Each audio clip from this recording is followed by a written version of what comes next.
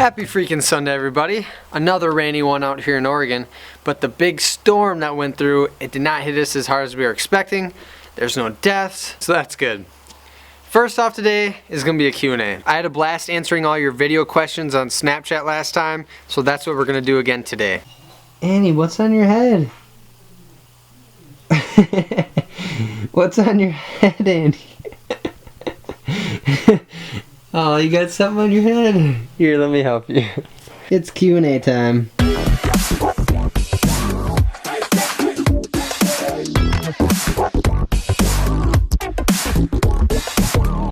Hey Jake, White here. I have to ask you, where do you see yourself in 10 years? How much longer do you think you'll be living on the road? Where do I see myself in 10 years? I would actually love to be doing acting. YouTube is such a huge opportunity and it opens so many doors. I would love to be in a Hollywood movie one day. And at this point, it might seem kind of far-fetched, but 6 months ago, where I'm at right now seems far-fetched. As long as I keep progressing and just keep working towards my goals, who knows what could happen? You never really know, so you just gotta keep trying to progress each day. If in 10 years I'm continuing to work towards goals, I would be happy with that. As long as I'm on a path working towards something. The first chapter of living on the road is a 50-state road trip.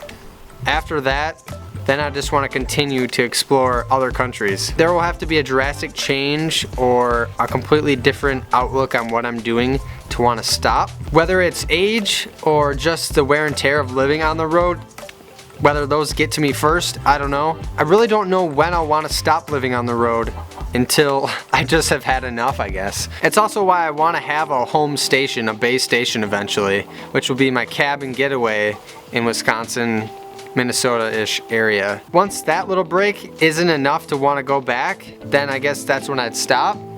But it's really hard to say because I'm not at that point yet, and I don't know when that point will be. Hey Jake, my question for you is, where has been the nicest place that you've gone for scenery, and where do you hope to go for more scenery? Tropical scenery wise, Diego Garcia, and the only reason I ever got to go there was because of the Air Force. Mountains and forest scenery wise, Alaska. Now where would I like to go, or what kind of scenery would I love to see?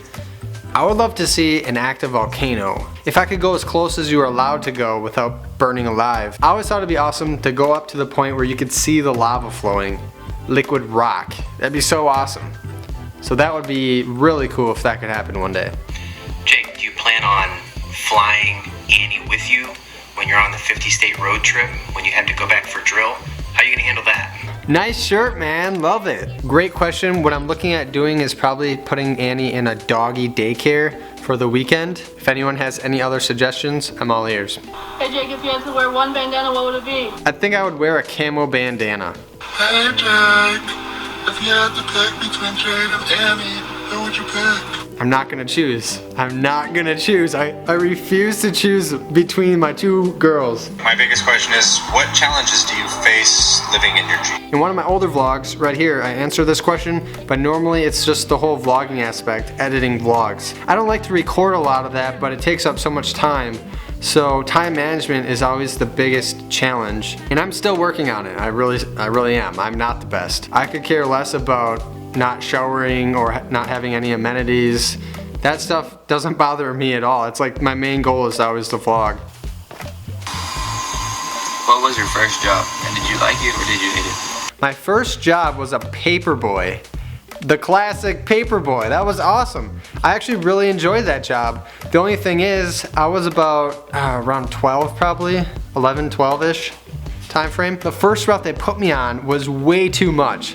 I was doing it every day, there's no days off, and I was doing it right after school, and the first route they put me on was like I think it was like 80 some houses, which might not sound like a lot, but you can't carry 80 papers in your side holders. So I tried to do it the first day on my own, and I ended up having my mom help me. We drove around in the car. It was the only way I could get them all done in time. They then put me on a 30-some house route, and that was actually a lot more doable. It took a couple hours after school, and I still had time for homework and video games or whatever else I was doing. Ever since that paper route job, I've never not had a job since. How's it going, Jake? My question is, what is your favorite part about owning a Jeep? My favorite part about owning a Jeep is about the customization, making it your own, changing everything to your preference, really. Hi, Jake. How many gyms do you belong to? Technically just the YMCA right now, but I am going to be looking at going to a different franchise because although there is YMCAs spread out across the United States, they're not open always during the time that would be best for me to go. I'm going to be looking for a 24/7 I'm going to be looking for a 24/7 gym in the near future. Most likely I'll just Google the most popular gym franchise in America and then I'll go with that one. What's up, Mark Rizzo? What's your end goal for Jade? And hope to see you in Chicago soon. I think it would be awesome to have one of the most famous Jeeps in history. I know it sounds like a big shot. However, if I'm dedicating my life to traveling in a Jeep, why not? Have a Jeep that's gone more places than any other Jeep, that's traveled more miles than any other Jeep. So I guess my end goal is just keeping her around as long as possible. Hey Jake, does Annie ever poop or pee in the Jeep? So far, Annie hasn't had any accidents in the Jeep. I haven't left her alone for more than 30 minutes, and I always leave a toy with her that, keep her occupied. And I always make sure that she's gone to the bathroom pretty recently. So far, no. Hey Jake, do you eventually want to settle down and have kids and a wife? Now that's a good question. Do I ever want to settle down and have kids and a wife? I love being an uncle, and I love seeing my nieces and nephews, but at this point in time, I love giving them back and not having that responsibility. Now, Annie is a big responsibility, but I can already tell she's completely different than having a baby, a human baby. To straight up answer your question, yes, but it's very hard to see too far in the future right now because as I'm learning very frequently, there's so much out of my hands, out of my control, that I'm just kind of along for the ride, honestly. And so are you guys. And that's why I love bringing you guys with me. Hey Jake, if you weren't in the Air Force and you weren't on the road, what job do you think you would have? Quick side note, I've been getting a lot of the same type of questions about Jade. What's my favorite thing about her? What would I do if Jade died and I had to get a new Jeep, or would I get a new Jeep? Since a lot of my stuff is orientated around Jade, nothing against that, I like the questions that aren't always about Jeeps and things like that. This question I like particularly because of that. Questions like this help you guys get to know me a little better. About 1.5 years prior, leading up to me starting a YouTube channel, I was totally set on saving up to own a gym. More of one of those box gyms, wake up, open up the doors, and you just have the fresh air while you're working out, training athletes, things like that. Be more of like a strength and conditioning gym. The reason that I didn't go with that route is because even though I had saved up for about 1 year, I was so far away from saving up enough to where I could start a gym comfortably. I just got impatient. I saw YouTube making videos completely up to me as in amount of time and effort I put into it, and that's another reason why I did a daily vlog, is because it was up to me. I could do it now and I could do it every single day. I didn't want to wait. I wanted to be able to decide my future faster, I guess you could say, or have things happen faster. And I'm very blessed to say that things have happened very quickly. I haven't had any viral videos or anything, and I haven't made a compilation with a big YouTuber or anything to really boost my channel. But, I have almost 20,000 subscribers, and I've only had the vlog going for 6 months, which is more than my expectations ever were when I first started. I was gonna be happy with 5,000 by Christmas.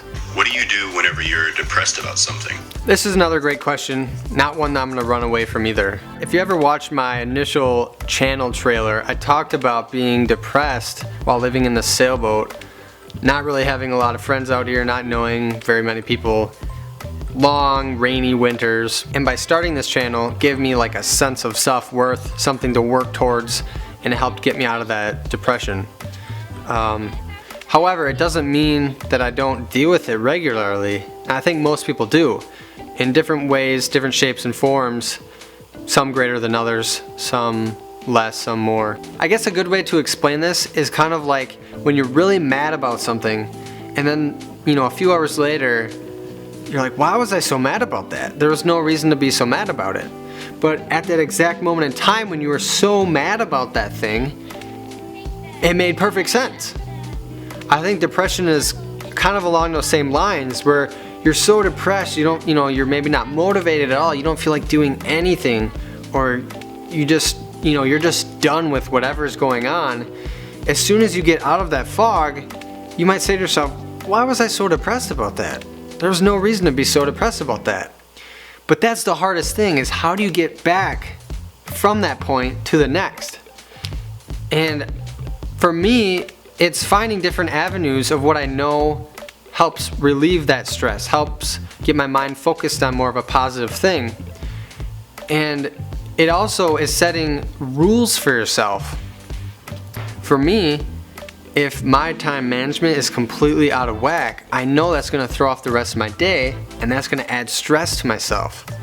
So I have to set rules, and I'm still working on it, but I have to set rules for when I get up, no matter what. Otherwise, I know, yeah, I slept in that moment of time, all I wanted to do was sleep in.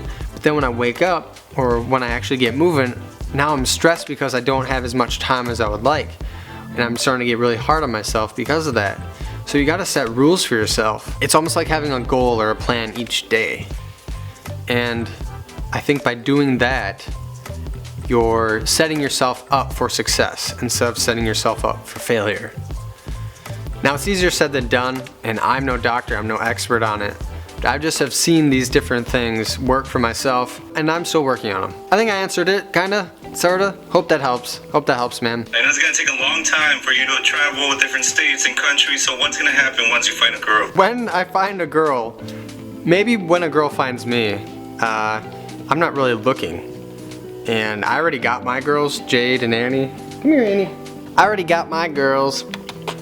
If I were to date someone, I would try to be the best boyfriend I could ever be. Now, that being said, right now, I don't think I could be the best boyfriend I could ever be. And same with getting married. I am not a prime candidate to be in a relationship.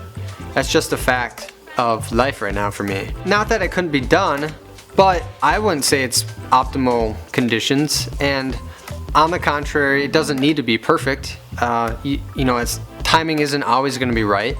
I have no idea how it would work out. It would be very difficult, and it would have to be like the right person. A very, very unique individual that would, even be able to keep up with all that. I don't know. I don't even know. I'm going in circles now. I don't even know. It'd be very hard. On a scale of 1 to 10, how excited are you for this lift kit and tires, huh? I'm freaking pumped! She's gonna ride so much better. Jeeps with leaf springs ride so much different than the coil spring ones. I've driven both TJs and JKs, and it's completely different than CJs and YJs. It'll be really cool to see how upgraded she really will be. The thing I'm most excited about is being able to see where she started and then where she is presently.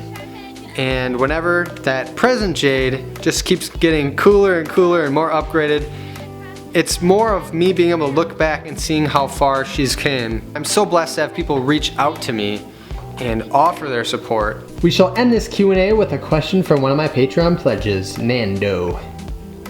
Hey Jake, this is Nando and this is Kaiser, and we would like to know if you're gonna teach your dog to be musical like he is.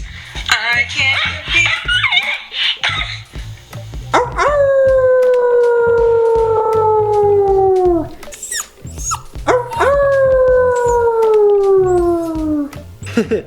We'll keep working on that. I'm actually still trying to decide what tricks I should teach her. I'm kind of leaning towards trying to teach her tricks that are more practical or something. Like loading up, because she's going to be doing that quite often. And it is going to be harder for her now once the Jeep gets a suspension lift 4 inches higher, I don't know. Just as she's starting to learn, she probably won't be able to jump into the Jeep anymore. I know I could just Google it, but I'd rather just ask you guys. If there's any tricks or something you guys think would be really cool for her to learn, just comment below. Right now I can get her to sit and go down and look pretty where she stands up on her hind legs. Teach her, to stay, load up. Tons of great questions tonight. Really appreciate everyone who sent me in a question.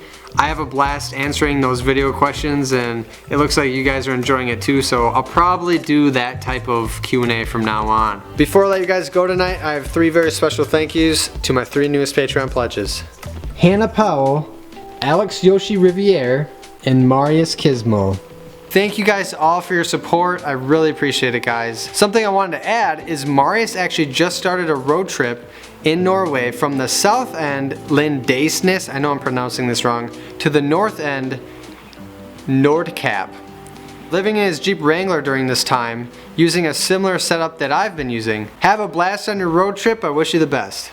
It is the next morning and I want to end yesterday's vlog with a little bit of an announcement. I've been having a lot of requests like, Jake, can you please do longer vlogs? We'd like to see more of you, which is crazy that you guys even want to see more of me, but anyways, I decided I'm going to change up my vlogs a little bit. It's going to be more in depth and I'm going to take you with me from pretty much the minute I wake up till the minute I go to bed. I've always been so caught up in the content that a lot of times I forget to just give you guys my thoughts. A lot of times I'm really hard on myself and I'm always focused on getting those shots that I want. But a vlog is way more dynamic than just getting cool shots. You can go to National Geographic and see shots that are probably better than most of mine. So tomorrow starts the new chapter of the vlog and I would really appreciate your guys' feedback. As always, Wranglers, thank you guys so much for hanging out with us and we'll see you tomorrow.